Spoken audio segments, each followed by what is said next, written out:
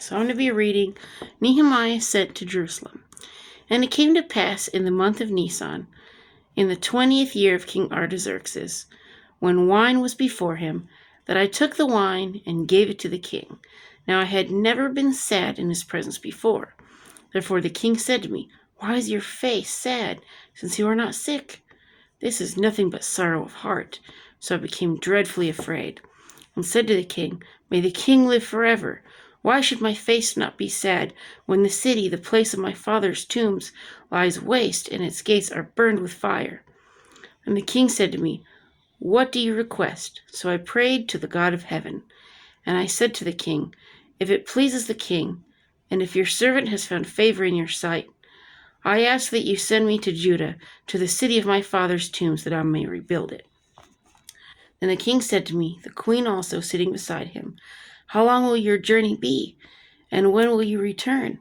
So it pleased the king to send me, and I set him a time.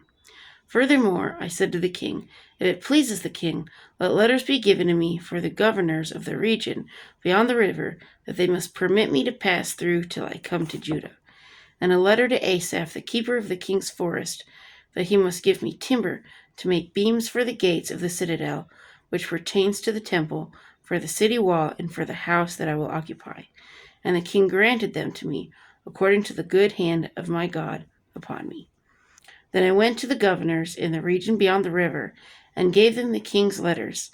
Now the king had sent captains of the army and horsemen with me. When Sanballat the Horonite and Tobiah the Ammonite official heard of it, they were deeply disturbed that a man had come to seek the well-being of the children of Israel. So I came to Jerusalem and was there 3 days. Then I arose in the night, I and a few men with me. I told no one what my God had put in my heart to do at Jerusalem, nor was there any animal with me except the one which I rode. And I went out by night through the valley gate to the serpent well and the refuse gate, and viewed the walls of Jerusalem, which were broken down, and its gates which were burned with fire. Then I went on to the fountain gate and to the king's pool, but there was no room for the animal under me to pass. So I went up in the night by the valley and viewed the wall. Then I turned back and entered by the valley gate, and so returned. And the officials did not know where I had gone or what I had done. I had not yet told the Jews, the priests, the nobles, the officials, or the others who did the work. Then I said to them, You see the distress that we are in, how Jerusalem lies in waste, and its gates are burned with fire. Come, let us build the wall of Jerusalem, that we may no longer be a reproach. And I told them of the hand of my God, which has been good upon me, and also of the king's words that he has spoken to me. So they said, Let us rise up and build. Then they set their hands to this good work.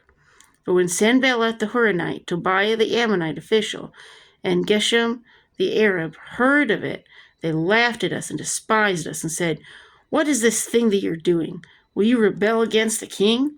So I answered them and said to them, The God of heaven himself will prosper us. Therefore we, his servants, will arise and build, but you have no heritage or right or memorial in Jerusalem. So he told them what's what. Nehemiah, man, he had some cojones. And that's what we need in this world. Some man with some cojones, okay? Not man, they're just going to fold like a little pretzel. Man, they're going to be like, this is what the word of God says. This is what it is. Like it or lump it, okay? Most people are just going to have to lump it because they don't like it. Too bad for them. But, for us to like it, we're going to live by it. That's what it is. So, thumbs up, like, and subscribe, and peace.